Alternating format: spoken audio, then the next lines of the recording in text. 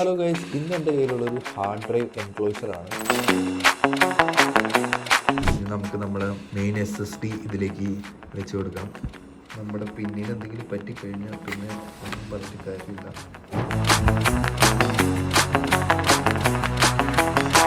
Hello guys, നമ്മുടെ ഇന്നുള്ളത് ക്യാബ്ലറ്റ് എന്ന ബ്രാൻഡിൻ്റെ ഒരു ഹാർഡ് ഡ്രൈവ് എൻക്ലോഷറാണ്.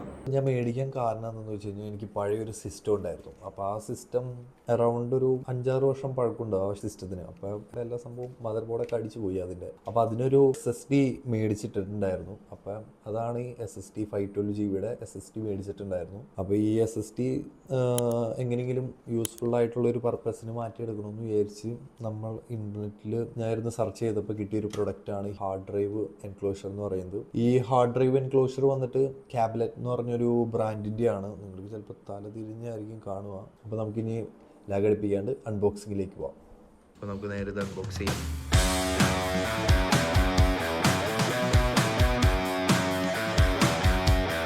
ഇതൊരു നൈസ് പാക്കേജിങ്ങിലാണ് ഇത് വരുന്നത്. ഒരു പ്ലാസ്റ്റിക് കോട്ടിംഗ് ഒക്കെ ഉണ്ട് ഇതിന്.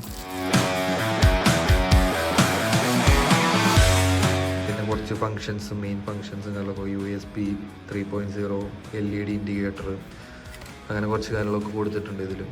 ഇനി നമുക്ക് മെയിനായിട്ടുള്ള ബോക്സ് ഓപ്പൺ ചെയ്യാം.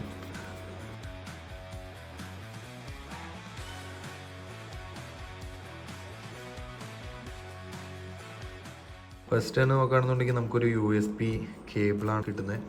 പിന്നെ സെക്കൻഡായിട്ട് നമുക്ക് വരുന്നത് വെറുതെ ഒരു ബോക്സാണ് തോന്നുന്നത്. ബോക്സിൻ്റെ ഉള്ളിൽ കൊണ്ടുവരുന്നത് നമ്മുടെ മെയിൻ എൻക്ലോഷറാണ്. ഓപ്പൺ ചെയ്ത് വരുമ്പോൾ ഇങ്ങനെയൊക്കെ ഇരിക്കും, കുഴപ്പമില്ല. നമുക്കിത് ഓപ്പൺ ചെയ്യാം. സ്ലൈഡ് ചെയ്താൽ മതി എന്നാണ് എൻ്റെ ഒരു വിശ്വാസം. എന്താണ് സൗണ്ടൊക്കെ കേട്ട് പോയാവും. ഒരു സ്റ്റിക്കറും കാര്യങ്ങളൊക്കെ കൊടുത്തിട്ടുണ്ട്. എന്തിനാണാവോ? LED ഇൻഡിക്കേറ്ററൊക്കെ വരുന്നുണ്ട്. ഇനി നമുക്ക് നമ്മുടെ മെയിൻ SSD ഇതിലേക്ക് വെച്ച് കൊടുക്കാം. ഇതിൻ്റെ ഇതനുസരിച്ചാണെന്നുണ്ടെങ്കിൽ നമ്മുടെ ഈ ഒരു പോർഷൻ വരുന്നുണ്ടല്ലോ, ഇതാണ് ഇതിൻ്റെ കണക്ടർ.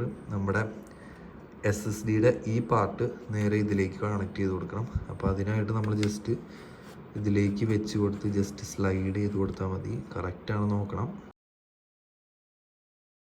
നമ്മുടെ പിന്നിന് എന്തെങ്കിലും പറ്റിക്കഴിഞ്ഞാൽ പിന്നെ ഒന്നും പറഞ്ഞിട്ട് കാര്യമില്ല.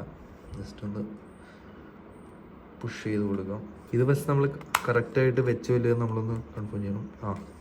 ദെൻ ഇതെടുത്ത് തിരിച്ച് ഇതുപോലെ തന്നെ ജസ്റ്റ് ഒന്ന് സ്ലൈഡ് ചെയ്ത് കൊടുക്കുക. ഡൺ. ഇത്രേ ഉള്ളൂ. ദെൻ നമ്മുടെ ഈ കേബിൾ എടുത്ത് കറക്റ്റായിട്ട് ഇതും കണക്ട് ചെയ്ത് കൊടുക്കുക. Okay, done.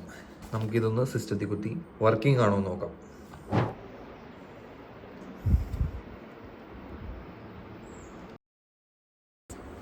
അപ്പോൾ ഗൈസ്, നമ്മുടെ വീഡിയോ ഇത്രേ ഉള്ളൂ. നമ്മുടെ എൻക്ലോഷർ പെർഫെക്റ്റ് ആയിട്ട് തന്നെ വർക്കിംഗ് ആണ്. SSD2 യൂസ് ചെയ്തു. ഇത് നമ്മൾ യൂസ് ചെയ്തിട്ട് അറൗണ്ട് ഒരു 1 വീക്ക് കഴിഞ്ഞ് ഷൂട്ട് ചെയ്യണ വീഡിയോ ആണ്. യൂസ് ചെയ്തിട്ട് വേറെ കുഴപ്പമോ കംപ്ലൈൻറ്റോ ഇഷ്യൂയോ സ്പീഡോ അങ്ങനെ ഒന്നും നോക്കില്ല. സ്പീഡൊക്കെ ഡിപ്പെൻസ് ആണ്.